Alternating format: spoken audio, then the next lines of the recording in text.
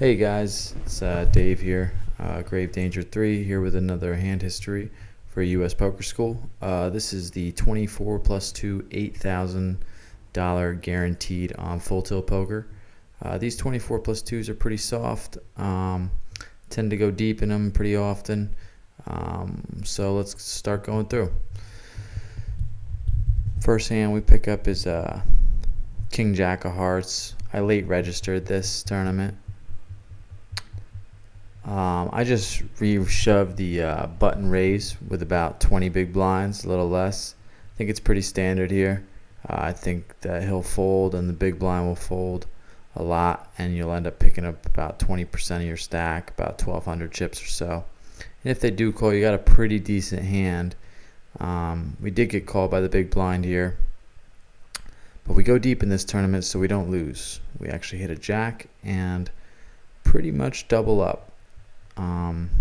So right away off to a good start in a tournament that we late registered.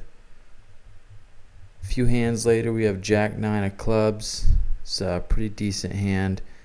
Under the gun, player limps. We flop middle pair with all spades.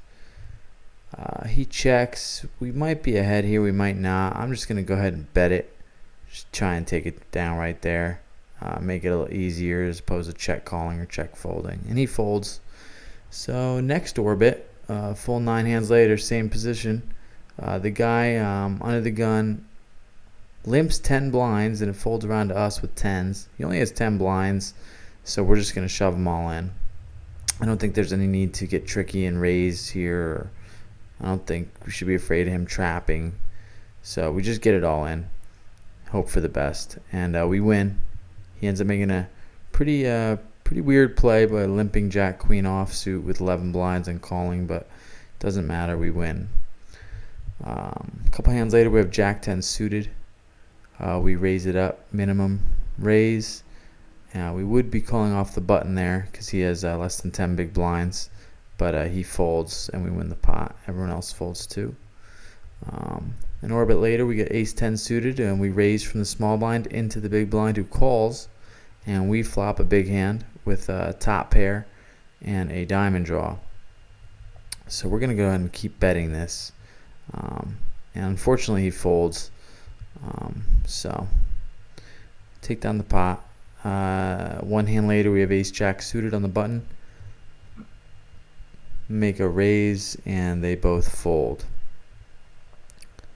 So moving along, we have ace 7 offsuit the next hand, but we don't get to play it because there's a limper.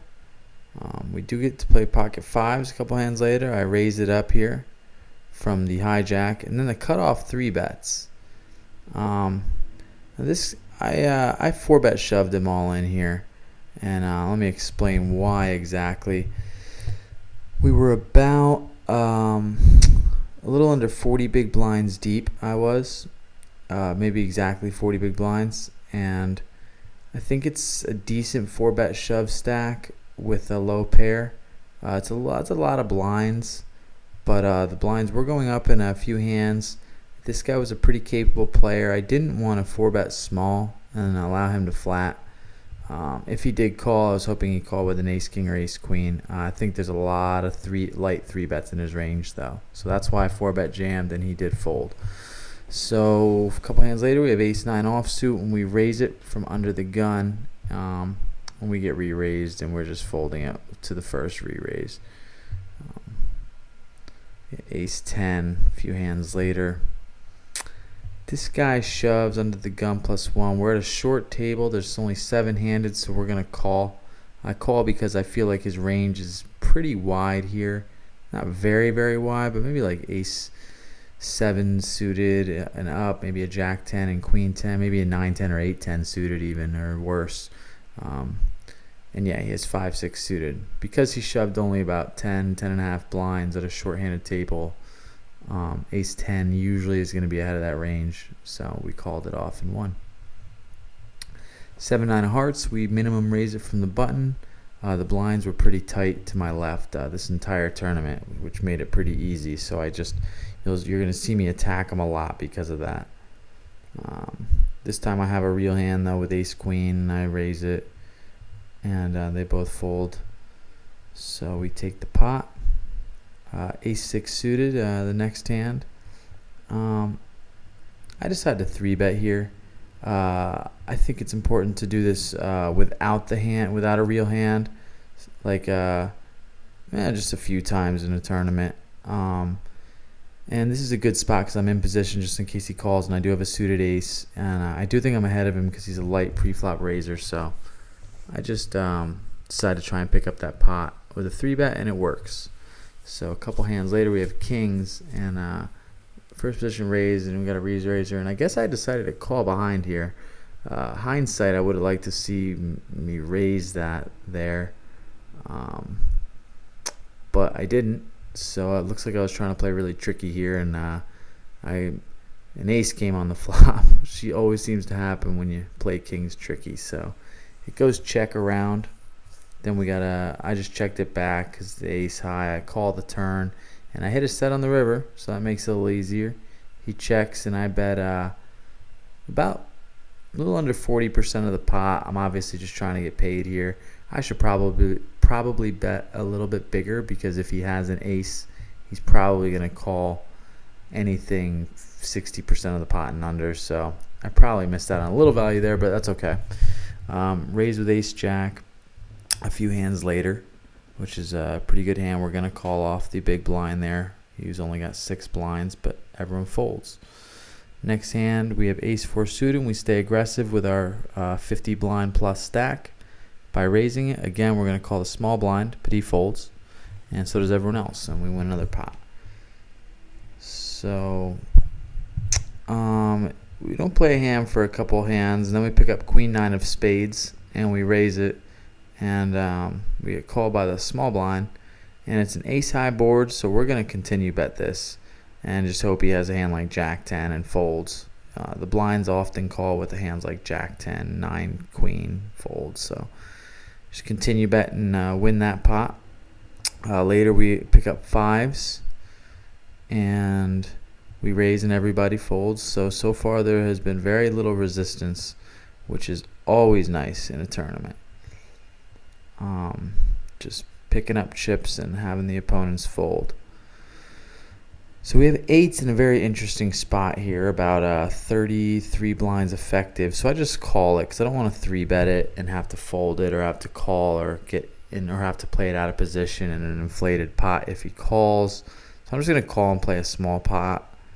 8s are a tough hand to play sometimes. I check it. He checks. He bets the pot, especially with this guy stack at 7,000 in the big blind. He's going to have a hand here way too often for 8s to be comfortable. So I'm just going to make it easy and just fold it, not worry about it. Here we pick up ace-3 of clubs on the button. We can either shove here or raise and call these guys off. Either one's fine. I mean, we got the small blind sitting on about 11.5 blinds, and the big blind has 6 big blinds or 7. So you just shove there, or just raise and call them both off, or call either of them off. A few hands later, I stay aggressive with 5-9 offsuit. I raise. I would call the button off because he's very short with 6 blinds. I wouldn't want to, but I'd have to. But thankfully, he folds, and we get to see king 10 a few hands later, and we keep raising, and they keep folding. So that's good. That is what you like to see in a tournament. I'm not getting too out of line, but I am raising about twice in orbit or so with medium strength hands, and it seems to be going well. So we have king queen. We're just going to shove all in here because the big blind only has about 10 blinds behind his 600, and we have a top tier hand for that. We're going to shove a lot wider, a lot more hands than just king queen there. King queen's a great hand to be able to shove there. Ace-8, same situation as before. This guy raises. I think we're ahead of his range a lot, and it's just a good spot with our stacks to put a little pressure on him and try and pick up a pot. I hadn't played a hand in for about an orbit, so I figured it was a decent spot. I would have just folded if he re-raised me. So he didn't. He folded, so we win. We pick up ace-jack 2-3 hands later, and an under the gun +1 early position raiser with about 35 blinds raises. So we just call it to try and keep the pot small with a mediocre hand in position, but we get squeezed here by the small blind. He could be doing this light. I do see some people doing it light sometimes, but not that often there. He's just going to be strong there a lot, and ace-jack doesn't play too well against how strong his range was. So we just fold it and pick up ace-3 and raise, and again, no resistance. So I think it's important in a tournament like this to remember when no one's giving you resistance, you don't have to do anything too outrageous in close spots. You can just keep kind of beating up on them with little amounts of pressure. Here we have the small blind raises full 3x, but we got a pretty strong hand with pretty deep stacks. We're both 50 blinds deep, so we call king jack of clubs. He checks it to us on the flop. We got some outs here, and I wouldn't mind taking the pot right here. Maybe he'll just fold an ace deuce, but he doesn't. He calls, and then he checks the ace turn, and we're just going to check back and give up. And he flopped a 9, and we're just going to check call us. So again, no need to do anything crazy. Everyone's just playing very face up right now. So we're going to shove the small big blind in again, like we did before, because he only has about 12 big blinds, and we have a king high, so, and a stack. So he ends up waking up with a hand with pocket tens, unfortunately, and he doubles up. But it's a very standard shove there. You should be shoving there almost every time. We raise with jack 5 suited the next hand. The blinds were pretty tight, so I'm going to be raising almost every 2 cards on the button. One orbit later, I hadn't played a hand, and it folded to me, and I raised it. And unfortunately, I would have to call the big blind here if he shoved, because he's so short. I think you maybe could get away with folding it since your hand's so raggy, but it doesn't matter. He folds. He was very tight, so we just kept abusing him. We pick up ace-king suited a few hands later with 20 big blinds under the gun, and I raised to 2.5 times the blind, and everybody folded.